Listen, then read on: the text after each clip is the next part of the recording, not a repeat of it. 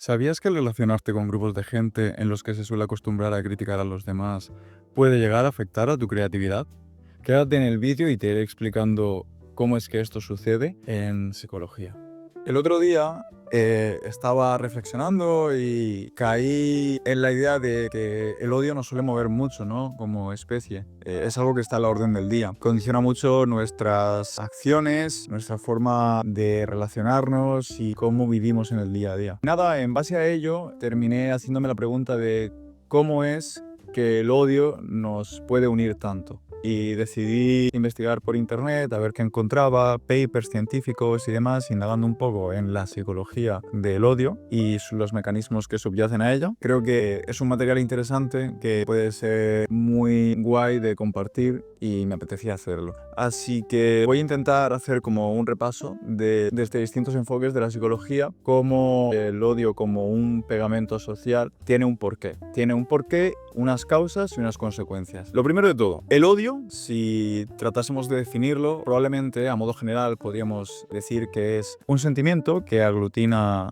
muchas emociones, pensamientos y comportamientos que nos empujan hacia el rechazo de algo. Bien, esto, como tal, es una función súper necesaria para la supervivencia. Es un aspecto de nuestra forma de ser como especie que es clave para cómo nos hemos relacionado con el entorno durante miles de años. De hecho, esto ha sido esculpido en nosotros por la evolución. Es por ello que los estímulos que consideramos una amenaza para nuestra supervivencia los solemos vivir de una forma más intensa, repentina y suelen producir en nosotros un efecto más duradero. Mientras que luego, por ejemplo, los estímulos que consideramos que favorecen nuestra supervivencia no tienen una componente de urgencia, de intensidad y el umbral para llegar a la misma intensidad que los estímulos amenazantes es mucho más alto. Esto nos lleva a lo que se suele llamar el sesgo de negatividad, o como en un artículo leí, que bueno, lo podéis encontrar en la descripción junto con los demás papers, que se titulaba "Lo malo pesa más que lo bueno". Creo que esa es una de las máximas de las que debemos partir para entender por qué el odio nos condiciona tanto y nos puede unir, y cómo es que lo hace de una forma tan potente. Este sesgo de negatividad es como que allana el terreno, ¿no?, para sembrar el odio. Y bien, de la misma mano tenemos evidencia de que los comportamientos que aglutinan grupos ante una amenaza en común son algo ultra extendido en todas las especies. Invertebrados, vertebrados, es impresionante. No sabría ahora mismo, de hecho, qué alcance tienen este tipo de comportamientos. Pero bien, lo que nos incumbe quizá es las especies que hemos podido estudiar que son más cercanas a nosotros genéticamente. Por ejemplo, en chimpancés tenemos estudios que muestran cómo el simple hecho de reproducir sonidos de un grupo de chimpancés desconocido produce una mayor cohesión de grupo, mejor unión entre los miembros de un grupo de chimpancés que estuvieron expuestos a sonidos de grupos rivales. Lo cual es muy interesante porque es un comportamiento que, como veremos más adelante, se repite en multitud de fenómenos sociales, obviamente de forma mucho más compleja cuando estamos hablando de humanos, pero que sucede en esencia de una forma muy similar.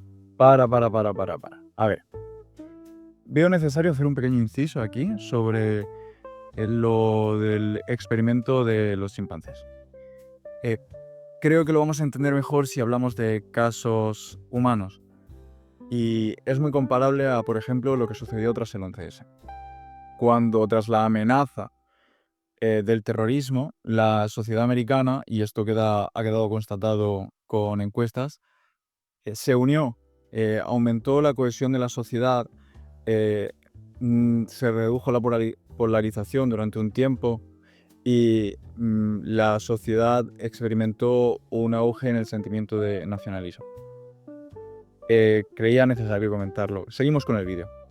Bien, dejando atrás un poco la parte a lo mejor de biología, esa parte más de una base de cómo hemos llegado al comportamiento que tenemos hoy, la cual no puede explicar con totalidad el comportamiento o no con todas las capas de complejidad que deberíamos abordar, nos encontramos con la vertiente de la psicología más social, en la cual resulta muy interesante sobre todo la que se llama teoría de la identidad social, que como su nombre dice, pone en el centro la relevancia de la identidad social y cómo ésta cobra un sentido, cómo es que se da la identidad social, qué produce la identidad social. Y realmente, en términos generales, es muy sencillo, porque en los distintos ámbitos de nuestra vida solemos orientarnos de forma que establecemos un grupo, mi grupo personal, un endogrupo que se le llama, y un grupo externo, un exogrupo que se le llama. A raíz de todo esto se dan multitud de fenómenos muy interesantes, la verdad, que podríamos estar aquí comentando y no acabar nunca, como quizá el hecho de que cuando yo formo mi grupo nos encontramos con que tendemos a ser mucho más rígidos dentro del grupo,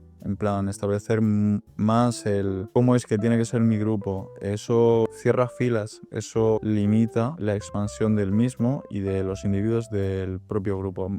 Lo mencionaremos ahora adelante un poquito más. Pero bueno, todo este tipo de movimientos, dinámicas sociales se traducen en relaciones uno a uno. También se puede observar con múltiples consecuencias. Especialmente y muy interesante es el hecho de que nos une más criticar a un tercero que dar un elogio, por ejemplo, a una persona que acabamos de conocer.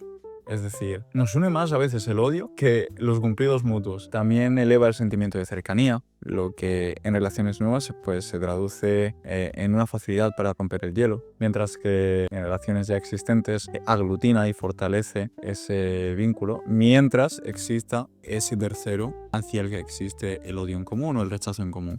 Vale, bueno, pues hasta aquí llegaba el vídeo. Como habéis podido comprobar, hay algunos fragmentos que están grabados en momentos diferentes y bueno, es que simplemente perdí parte de los vídeos que grabé. Espero que el vídeo te haya parecido de interés y espero que cualquier opinión que os sugiera lo que he mencionado en el vídeo, idea que consideréis relevante, la compartáis abiertamente. Sin más que añadir, muchas gracias y un saludo.